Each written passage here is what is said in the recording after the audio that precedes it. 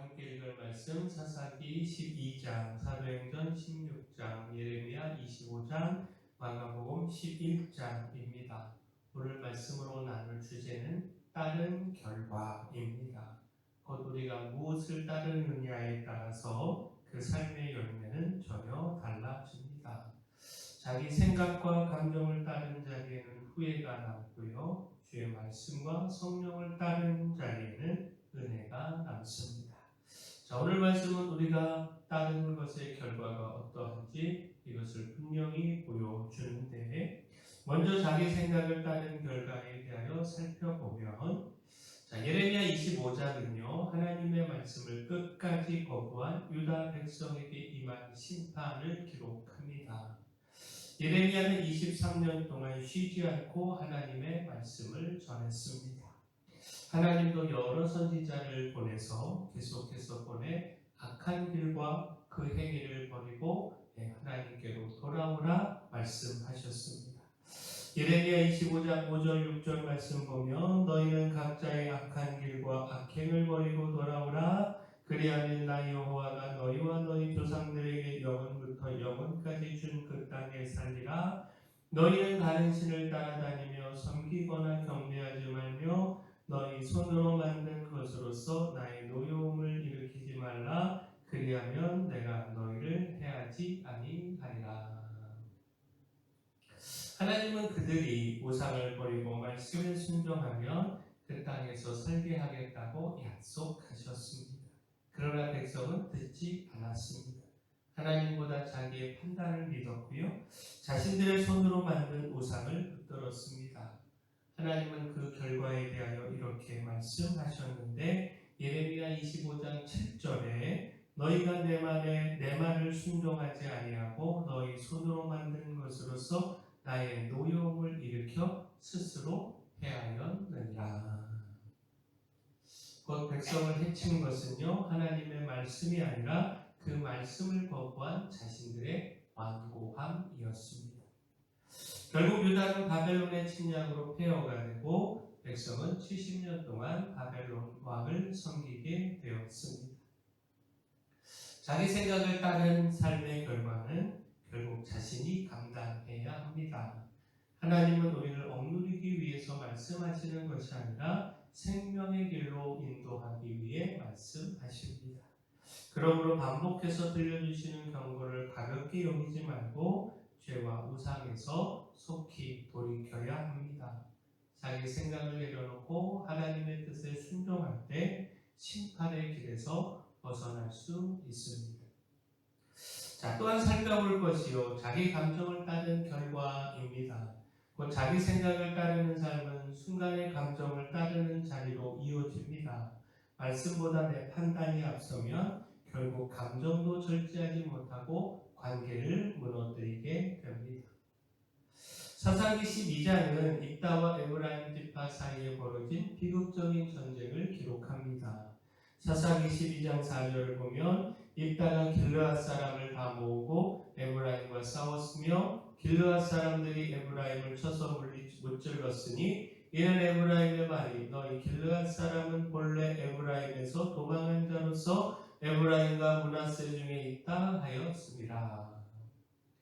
자, 입다가 암몬 자손과의 전쟁에서 승리하자 에브라임 사람들은 자신들을 전쟁에 부르지 않았다며 시비를 걸었습니다. 입다는 자신이 도움을 요청했지만 그들이 응하지 않았다라고 말했고 에브라임 사람들은 길르앗 사람들을 모욕했습니다. 결국 입다는 길르앗 사람들을 모아 에브라임과 싸웠고 이 전쟁으로 에브라임 사람 42,000명이 죽었습니다. 에브라임의 교만한 시비와 입다의 분노가 맞부딪히면서 동족 사이에 돌이킬 수 없는 비극이 일어난 것입니다. 자, 기드온도 미디안과의 전쟁 이후에 에브라임의 거센 항의를 받은 적이 있습니다. 그러나 그는 온유한 말로 그들의 마음을 누그러뜨렸고 다툼을 막았습니다. 반면 입다는요 모욕을 참지 못하고 감정대로 대응했습니다. 그 결과 외부의 적을 물리친 승리 뒤에 동족끼리 죽이는 참혹한 전쟁이 이어졌습니다.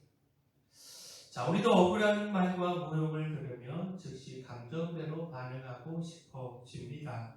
그러나 순간의 분노를 따르면 오랫동안 후회할 결과를 남길 수 있습니다. 감정이 앞설 때일수록 잠잠히 하나님께 뜻을 묻고 온유와 절제로 대응해야 합니다. 자기 감정이 아니라 주님의 뜻을 따를 때 관계를 지키고 후회를 피할 수 있습니다. 자, 또한 기억할 것이 주의 말씀을 따른 결과입니다. 자기 판단을 내려놓고 주님의 말씀을 따를 때 말씀하신 그대로 길이 열립니다. 마가복음 11장은요, 예수님께서 나귀 새끼를 타고 예루살렘에 입성하신 일과 성전을 정결하게 하시는 일, 또 무화과나무에 대한 말씀과 예수님의 권위에 대한 논쟁을 기록합니다. 예수님은 예루살렘에 들어가기 전에 두 제자를 맞은편 마을로 보내시며 아무도 타보지 않은 나귀 새끼를 풀어서 끌어오라 명령하셨습니다. 자, 누군가 왜 그렇게 하느냐 물으면 주가 쓰시겠다라고 말하라 하셨습니다. 그리하면 즉시 이리로 보내리라 약속하셨습니다. 제자들의 입장에서는 이해하기 어려운 명령이었습니다. 자, 남의 나귀를 풀어오는 일 오해받거나 제지당할 수 있는 그런 일이죠. 그러나 제자들은 자신의 생각을 앞세우지 않고 예수님께서 말씀하신 그대로 순종했습니다.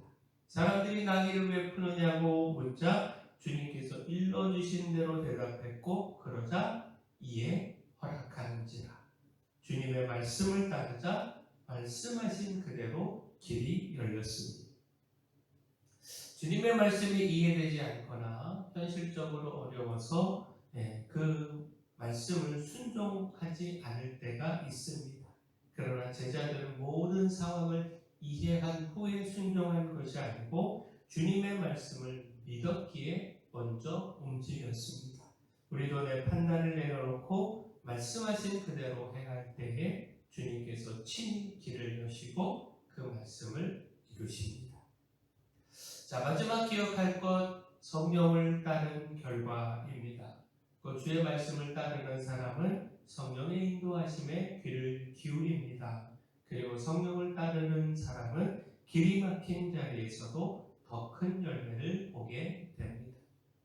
사도행전 16장은요, 바울의 제2차 선교 여행과 빌립보에서 이루어진 복음의 역사를 기록합니다.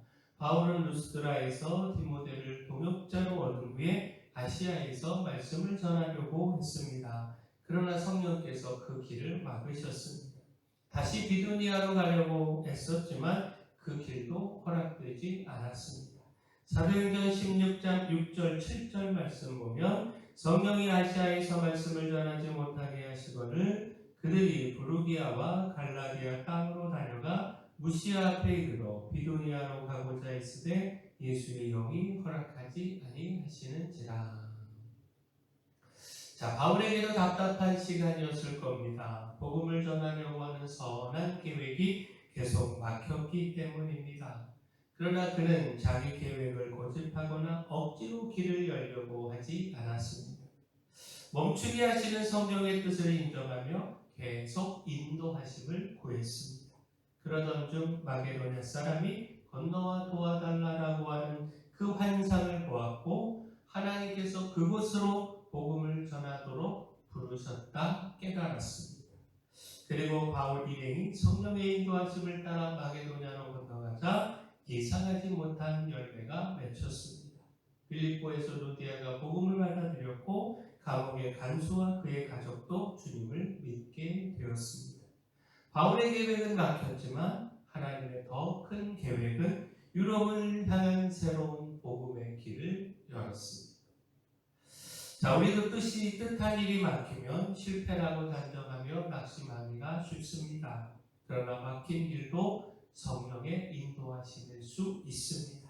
그러므로 원하는 길이 열리지 않을수록 조급해하지 말고 더욱 기도하며 성령의 음성에 귀를 기울여야 합니다. 내 계획을 내려놓고 성령을 따르면 하나님께서 준비하신 더 크고 풍성한 열매를 보게 됩니다. 자, 주님의 뜻을 거부하고 자기 생각과 순간의 감정을 따르면 그 끝에는 불행과 후회와 심판이 있습니다. 그러나 자신의 생각을 내려놓고 주님의 말씀과 성령의 인도하심을 따르면 하나님께서 이루시는 더 풍성하고 아름다운 열매를 보게 됩니다. 만약에 우리가 우리의 생각, 감정 내려놓고 오직 주님의 말씀과 성령을 따르기를 소원합니다. 사랑의 주 하나님, 순간의 감정에 끌리지 않고 먼저 주님의 뜻을 묻고 따르며 또 후회할 일을 만들지 않기를 소원합니다. 주님 말씀에 귀 기울이고 온전히 순종하여 심판이 아니라 말씀대로 이루어지는 은혜를 누리게 하시고 내 뜻과 계획대로 되지 않아도 낙심하지 않고 더 크신 성령의 뜻을 믿으며 끝까지 따라가게 하여 주시옵소서.